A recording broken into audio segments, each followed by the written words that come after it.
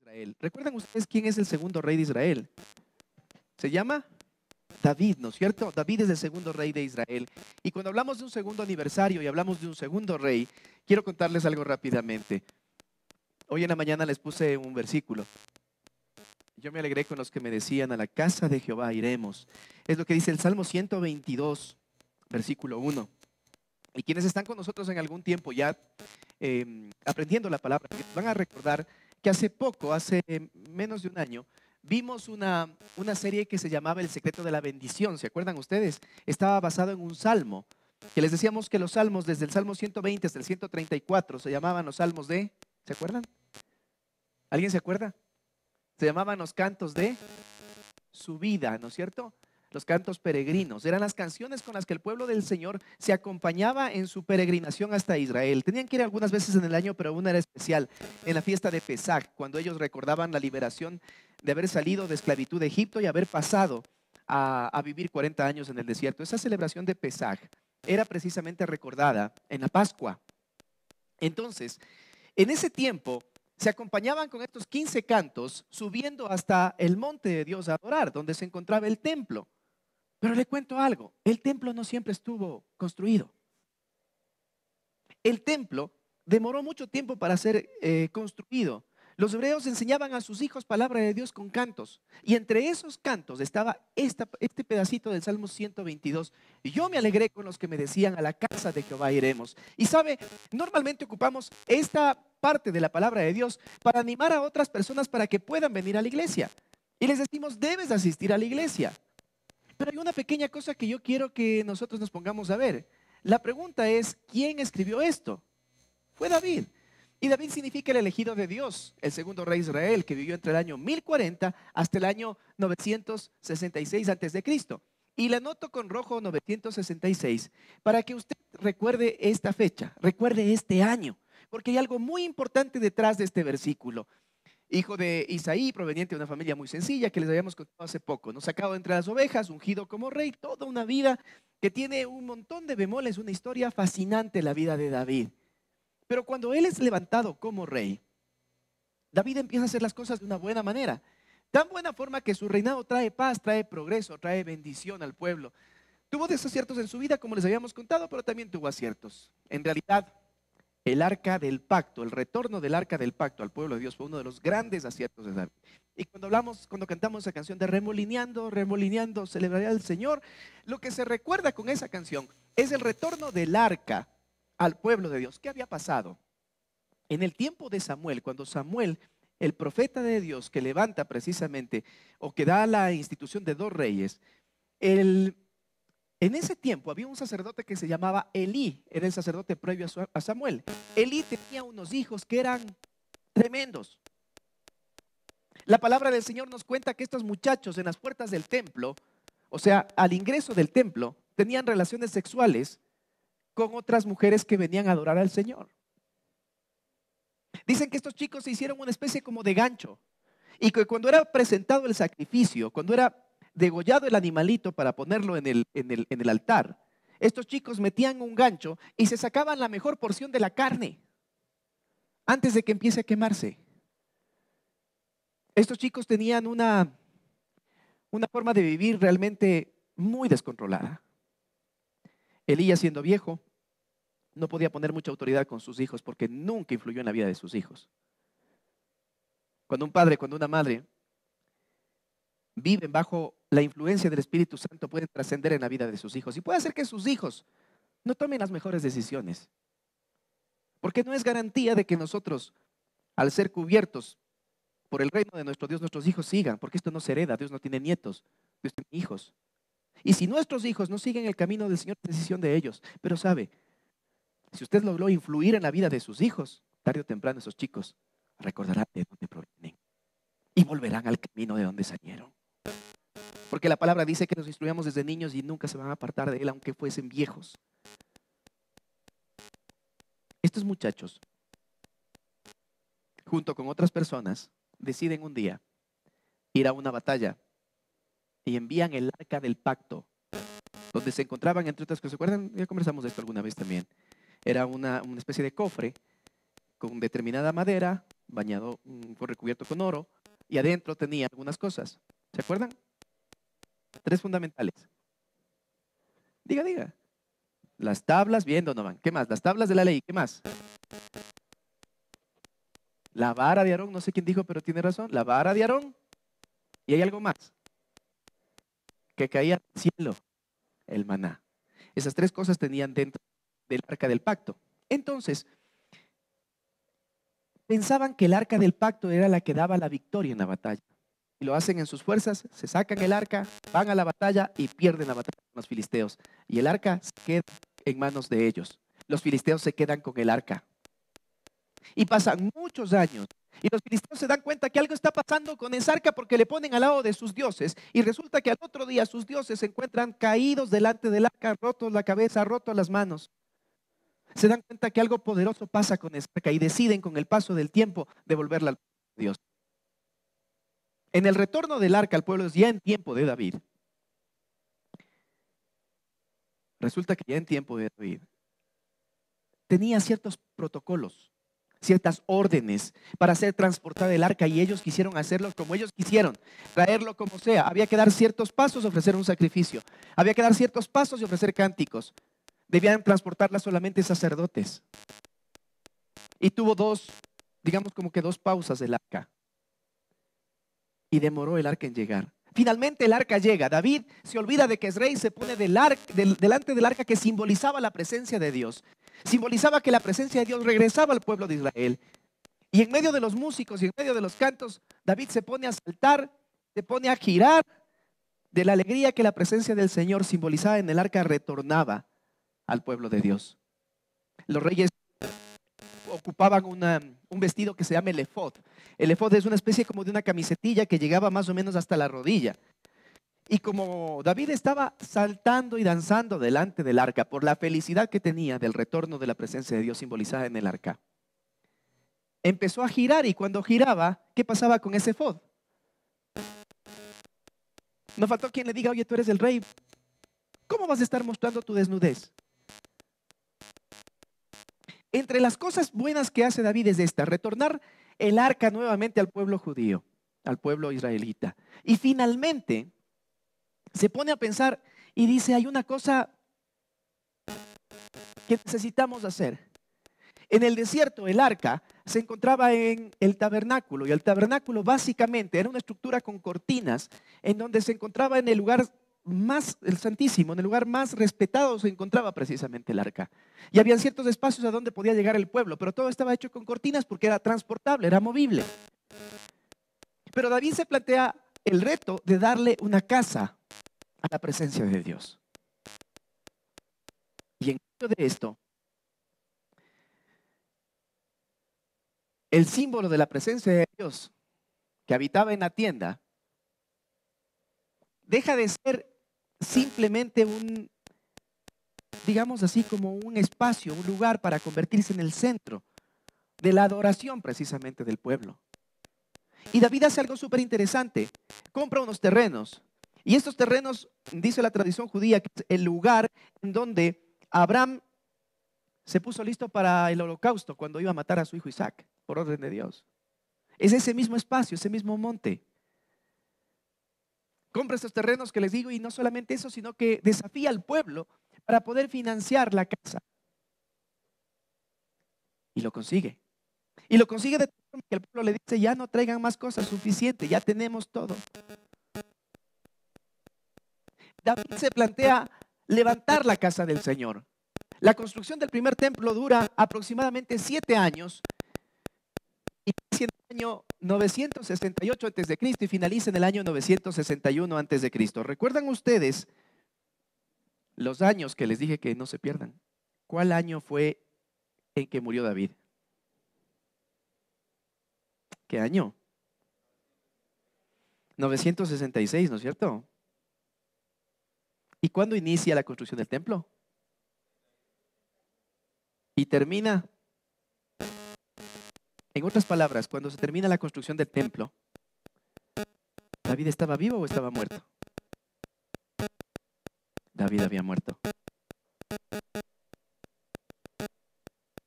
¿Cómo puede una persona escribir un verso diciendo, yo me alegré con los que me decían, a la casa de Jehová iremos, si en ese tiempo el arca, la presencia de Dios, no tenía casa? Le repito, le repito. ¿Cómo puede escribir David, yo me alegré con los que me decían, a la casa de Jehová iremos, si todavía no existía la casa de Dios, no había el templo? Para eso se necesita fe. Porque aunque no estaba la construcción todavía, David tenía claro para qué debía levantar esa casa. ¿Y qué le llevó a David a salir de su comodidad para buscar levantar el templo del Señor? Les he contado a los matrimonios, les he contado el dicho de mi abuelito sobre la casa, ¿sí se acuerdan? Mi abuelito sabe decir, no, mi abuelito de parte de mi mamá, él es un hombre de la tierra, del campo. Y él suele decir, hacer una casa y amansar un potro, mejor que haga otro. Es mejor que haga otro. Ese es uno de los dichos de mi abuelo. Mire, ¿qué le llevó a David a salir de su comodidad y meterse en una situación compleja de levantar un templo, construir una casa? No una casa cualquiera, sino una casa para Dios. El libro de Samuel, el segundo libro, capítulo 7, versículos 1 y 2, nos muestra a un David reflexionando sobre su casa, conversando con el profeta Natán respecto a lo que iba a ser la casa de Dios. Dice lo siguiente: aconteció que cuando ya el rey, se refiere a David, habitaba en su casa. ¿En casa de quién? ¿En casa de quién? No, ¿en casa de quién? Del rey. Cuando David habitaba en su casa, ¿no es cierto? Después de que Jehová le había dado reposo de todos sus enemigos en derredor. En otras palabras, había paz. Las guerras habían cesado, todo estaba lindo y David ya podía ir a su casa. Todos queremos eso, no se lo llamamos felicidad, ¿no? Dijo el rey al profeta Natán: mira ahora, yo habito en casa de cedro y el arca de Dios está entre cortinas. David le dice a Natán: mira, profeta, yo tengo una casa, y no cualquier casa, sino que de cedro. Quizás es muy largo explicarles por qué habla del cedro. Era una madera escasa y era una madera muy cara, propia de un rey. Pero el contraste que hace es el que me llama la atención. Y el arca de Dios está entre cortinas.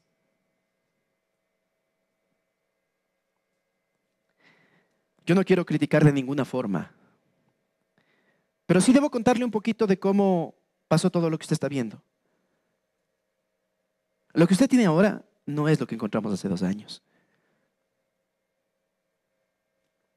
Y varias familias, varios de nosotros, varios de los que estamos hoy aquí. Quizás no habíamos leído este pasaje, pero sentimos exactamente lo mismo. Yo puedo estar en mi casa cómodamente, pero la presencia de Dios necesita un lugar, necesita un espacio. Ya no solamente habitar entre cortinas, necesita algo fijo.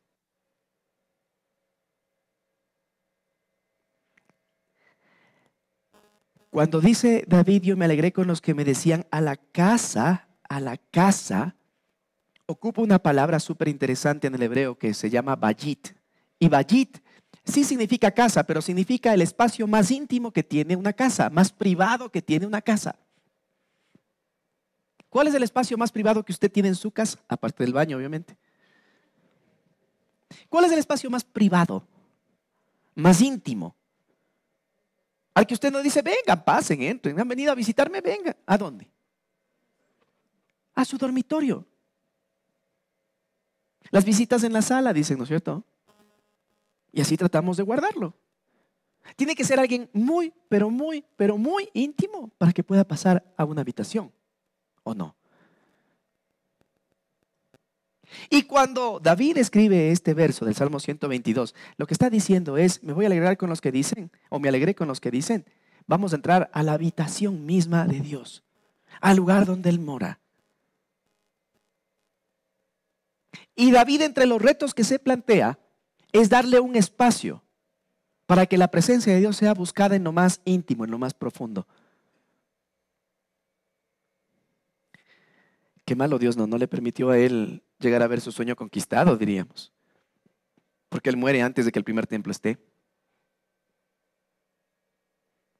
Pero David supo de parte de Dios que él no lo iba a hacer, que él no iba a estar en la gran inauguración del templo.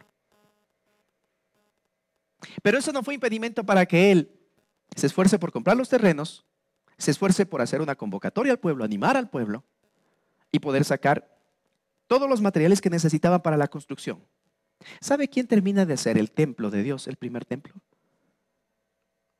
El hijo de David, Salomón.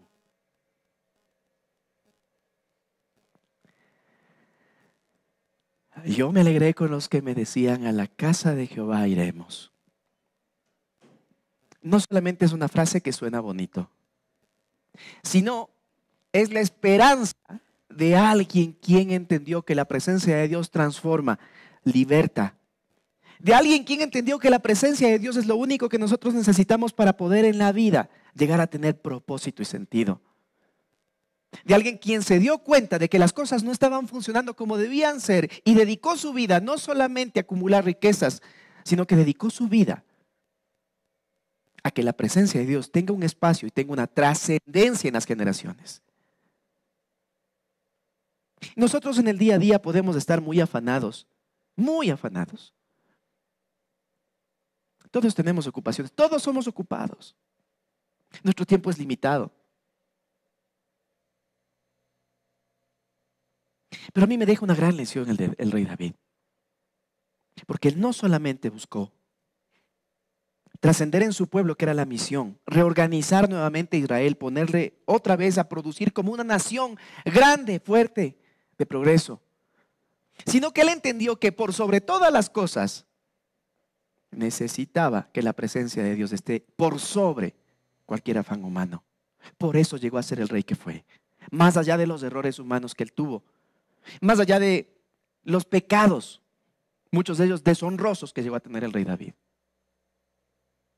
Y no solamente que él entendió, sino que supo contagiar su visión a más personas que se convirtieron en un ejército para levantar la casa de Dios. Por eso, antes de que exista el templo, por eso antes de que exista un lugar, un sitio en donde alabar el nombre de Dios, en fe, así como Pablo habló precisamente de Abraham diciendo que Dios le había puesto como padre de muchas gentes y que él creyó a quien da vida a los muertos y llama las cosas que no son como si fueran. De la misma forma, David comprendió las cosas y empezó a llamar las cosas que aún no son como si fueran. Aún no había el templo, pero él ya se alegraba. Y no solamente él, sino con los que decían que vamos a ir a un templo que todavía no existía. Hoy que estamos celebrando 2 años de haber empezado con la visión de las parejas. Hoy que estamos celebrando 2 años de haber llamado a algunos amigos a decirles: vengan esta noche a mi casa porque hoy es el día en que vamos a flotar. Hoy es el día que salimos. Entre ellos mis queridos Vinicio y Grace. Hoy que recordamos eso. Hoy quiero decirte que el camino no ha sido fácil. No es fácil, es bien duro. Pero sí quiero recordarte quién está librando nuestras batallas y cuál es nuestro papel dentro de esto. Y tenemos 2 caminos. Tenemos el camino de la duda o tenemos el camino de la obediencia. Si tú decides obedecer a nuestro Dios, existirán cosas que de pronto no serán las que tú esperas. Tus ojos quizás no verán las cosas terminadas, pero podrás decir a tu entorno que tú te alegras viendo las cosas que aún no son porque las llamas como si ya fuesen. Eso se llama fe.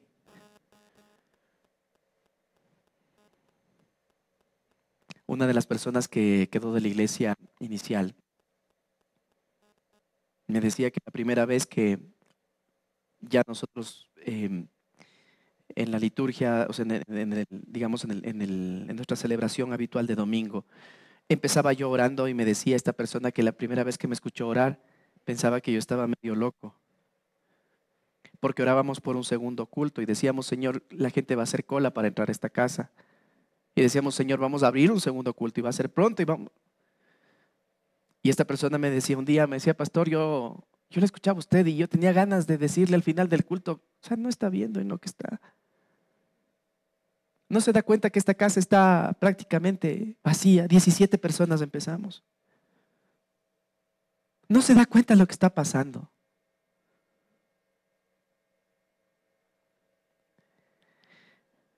Pero el Señor nos había entregado una visión y el Señor nos había entregado un propósito. Y hoy te debo decir que este año, Dios mediante, el Señor nos va a ayudar a abrir el tercer culto. No porque nosotros querramos, sino porque eso está en el corazón de Dios. Porque nos ha confirmado de muchas formas, de muchas maneras. Hoy te quiero decir que así como proyectamos hace tiempo tener 2 celebraciones y llegar a las 100 personas que nosotros decíamos era la meta del año pasado, pues debo decirte que así mismo nos hemos planteado para este diciembre, Dios mediante, llegar a las 300 personas. Estamos con un promedio de 150 personas. Y sabe, no es solamente un hecho de tener un número mayor de personas. Es un hecho de ir midiendo el avance de cuántas personas están siendo afectadas por el Evangelio de Cristo. Porque Dios quiere que todos procedan al arrepentimiento, no solamente los que estamos aquí. Y cuando nos planteamos este tipo de retos, lo que estamos haciendo es diciéndole, salga de su casa de cedro. Porque es hora de darle al Señor un espacio, un lugar, no solamente en su vida y en su corazón, sino en el corazón de otras personas. Para que cuando esas personas reciban el mensaje de salvación, junto con usted puedan decir lo mismo. Yo me alegré con los que me decían, a la casa de Jehová iremos. ¿Qué implica esto para nuestras vidas? En primer lugar, has tenido a la Biblia a tu alcance. La Biblia es el libro más leído, más vendido en todo el mundo, en todos los tiempos. Se ha perseguido la Biblia un montón de veces. Una vez se quiso quemar todas las Biblias. No pudieron. Partes y fragmentos de la Biblia que se destruyeron en la biblioteca de Alejandría fueron reconstruidas con la memoria de muchas personas que tenían aquí la palabra de Dios. Y que después, obviamente, se encontraron varios manuscritos antiguos y se pudieron corroborar que eran fidedignas cada punto y cada coma. La palabra de Dios siempre has tenido. Pero te pregunto algo, ¿por qué no ha influenciado la Biblia en tu vida? Recuerdo un grupo, el Círculo de Lectores, que venían a vender libros en las casas hace años. Quizás los más viejitos nos vamos a acordar de eso. Golpeaban la puerta del Círculo de Lectores y traían varios libros. Y los libros se vendían y comprábamos. Y yo me acuerdo haber leído varios de esos libros. Pero ¿sabe cuál era el primer libro que vendían ellos? La Biblia. ¿Por qué la Biblia no influenció en la vida de nuestros padres? ¿Por qué? Si hemos tenido. Porque solamente vas a lograr entender la Biblia cuando vayas a una habitación, a una casa, a un bayit, donde la presencia de Dios sea honrada. En ese espacio donde la presencia de Dios es honrada, ahí vas a comprender lo que dice la Escritura. Tú puedes asistir al lugar que quieras. Tú puedes ir a donde tú elijas. Tú puedes quedarte en tu casa también. Y puedes leer la Biblia si quieres. Pero si la presencia de Dios no es honrada, la Biblia no va a ser revelada para tu vida. Y vas a leer y vas a leer y te va a dar sueño nomás. Y no vas a entender.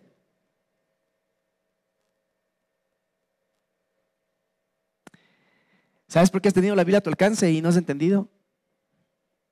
Porque solamente vas a poder vivir lo que dice la palabra de Dios cuando entras a la habitación de Dios, donde también el prójimo es honrado. Nuestro grito de guerra de estos 2 años y de nuestra vida ha sido amar a Dios y servir al prójimo. Porque cuando tú amas a Dios lo honras. Porque cuando tú sirves al prójimo lo honras. Y cuando haces eso, la palabra de Dios se revela a tu vida. La palabra de Dios actúa en tu vida. ¿Cómo puedes tú entender eso de perdonar, de darle otra mejilla, si no tienes una persona con quien relacionarte? Si te quedas solamente en tu casa, No vas a poder vivir varios pasajes de la palabra de Dios que tienen que ver con algo práctico. Podrás poner música en tu casa. Podrás levantar las manos, cantar, llorar. Podrás hacer un montón de cosas. Pero no vas a vivir lo mismo que vives en una comunidad donde la presencia de Dios es honrada y donde el prójimo es honrado. Nosotros como seres humanos llevamos dentro de nosotros un encargo de parte de Dios, una necesidad. Esa necesidad es la necesidad de adorar. La presencia de Dios estaba simbolizada en el arca. En este tiempo, con el sacrificio de nuestro Señor Jesucristo, la presencia de nuestro Dios está en todo lugar y puede ser adorado en todo lugar. La samaritana le preguntaba, ¿dónde adoraremos, aquí o allá? Y le respondió Jesús diciéndole, llegará el tiempo en que vamos a adorar los que busquemos a Dios, adoremos a Dios en espíritu y en verdad. Nosotros, los seres humanos, el hombre, la mujer, tenemos muy adentro de nosotros la necesidad de adorar. ¿Sabe cuál es el problema? Que muchas veces adoramos equivocadamente. Muchas veces adoramos nosotros lo que no debemos adorar. Y ponemos en el altar de nuestra adoración a veces a nuestra pareja. Entonces yo me alegré con los que me decían, a la casa de Jehová iremos, ya no es el versículo así, sino es, yo me alegré con los que me decían, a la casa de tu novia, de tu enamorada, de tu mujer irás. Porque le hemos puesto en el altar. La necesidad del ser humano a veces mal enfocada de la adoración nos hace poner en el altar a nuestros hijos, a nuestro trabajo, a nuestro carro, a nuestra casa. Nos hace poner en el altar a determinadas prácticas. Nos hace poner en el altar al equipo de fútbol. Vieran cuántos están enojados, nacieron aquí en Huachi, pero son hinchas de Argentina. Y están enojadísimos porque le han expulsado a Messi ayer. Porque se convierte en un ídolo. Yo me alegré con los que me decían, al estadio iremos, dicen algunos. Y no está mal que amemos a nuestra esposa, a nuestros hijos, que cumplamos con nuestro trabajo. No está mal. Lo que está mal es que le pongamos en el lugar que le corresponde a Dios, el primero y el mejor. El ser humano tiene una profunda necesidad de adorar y puede hacerlo a alguien o a algo incorrecto. Solamente cuando entras en la presencia de tu Creador, lo adoras. Entonces allí vas a poder entender tu origen, de dónde vienes y tu propósito para dónde vas. Solamente cuando entras a la presencia, a la habitación, al valle de Dios, entonces vas a encontrar allí dirección. Vas a poder encontrar gozo, un gozo inexplicable. Porque a pesar de que las cosas no estén saliendo como tú quieres que salgan, pero cuando tú entras a la presencia de Dios, a la casa de Dios, encuentras la paz que no encuentras en ningún otro lugar. Cuando entras a la presencia de Dios, no solamente que encuentras dirección, gozo, sino también encuentras nuevas fuerzas. Porque las luchas que ya no quieres batallar, cuando tú adoras al Señor, el Señor renueva tus fuerzas. La persona incómoda a la que no quieres perdonar cuando tú adoras al Señor, algo pasa aquí adentro. Por eso la necesidad inexplicable de parte de David de dejar su comodidad, su casa de cedro, para hacer una habitación en donde el pueblo de Dios puede encontrar gozo, propósito, dirección, nuevas fuerzas.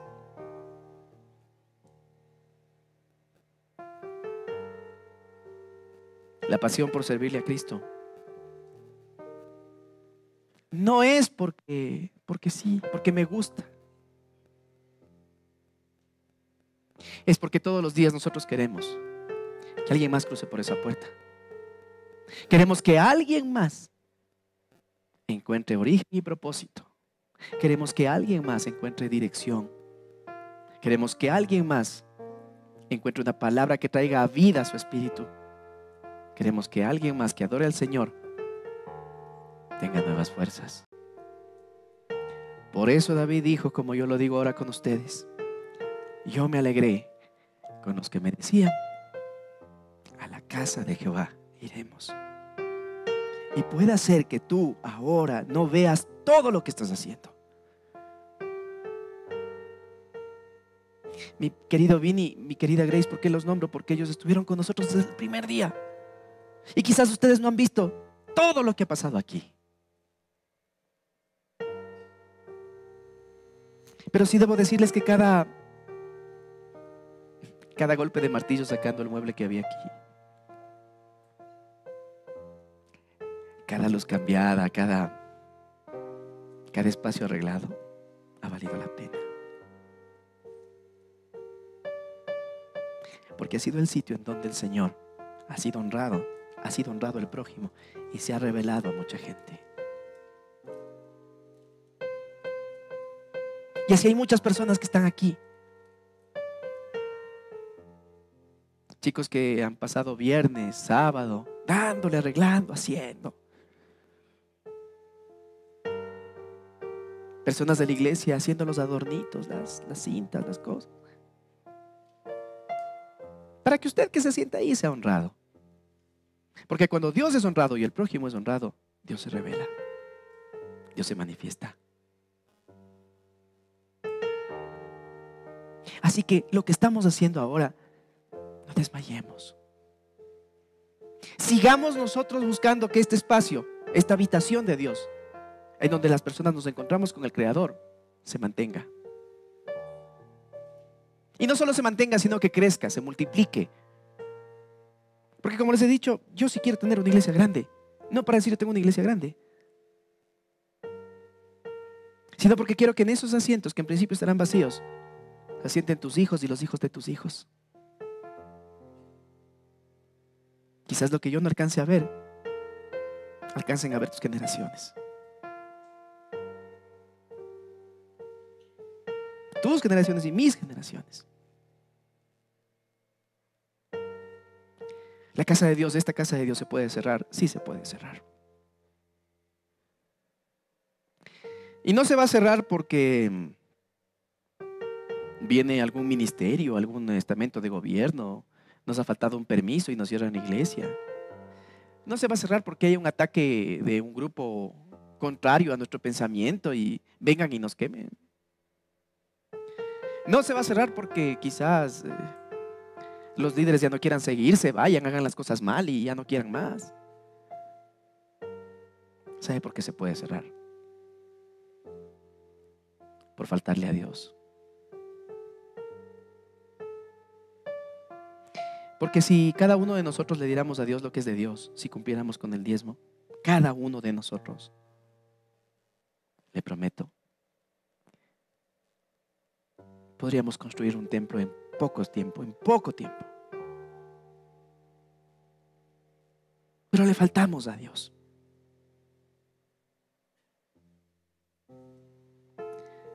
Por eso se podría cerrar la IBF, sí.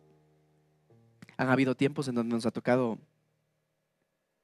solo pedirle al Señor que Él sea el único que pueda mover algo porque el agua ya ha estado acá.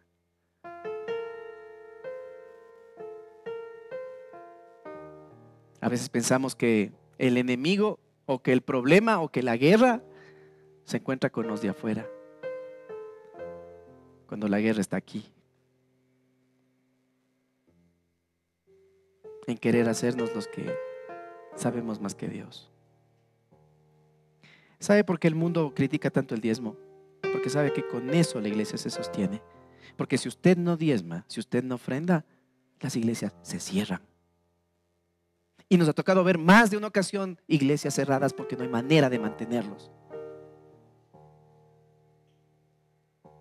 ¿Por qué no critica la cultura del mundo la Santa Cena?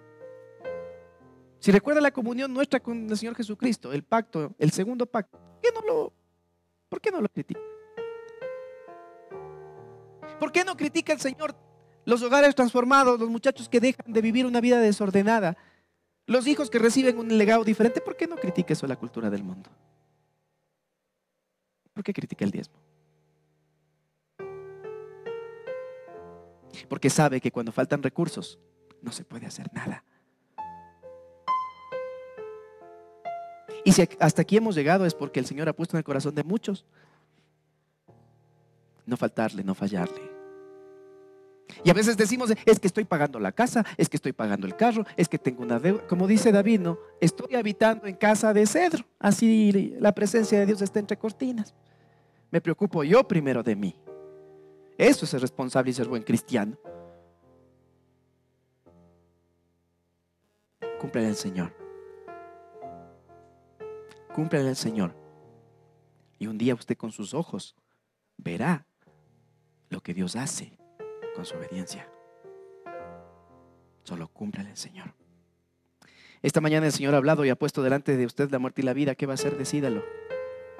Decida si va a seguir creyendo que esto es cuestión simplemente de ponerle ganas y hacerlo de corazón,